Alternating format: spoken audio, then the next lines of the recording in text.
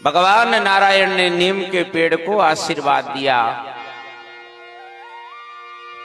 ये पाती कड़वी आएगा परंतु निम्बोड़ी मीठी रहेगा।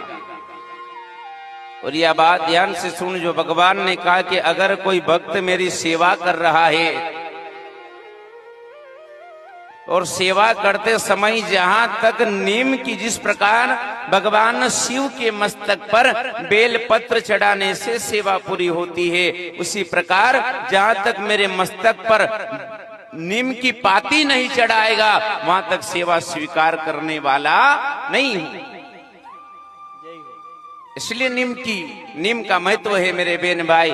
चाहे देवनारायण जी के मंदिर में आप चाहे कुछ ले जाओ चाहे ना ले जाओ, परंतु अगर एक नीम की पत्ती तोड़ करके भगवान के समक्ष भेंट कर दी तो भगवान आपकी सारी मनोकामनाओं को पूर्ण करते हैं। जय हो।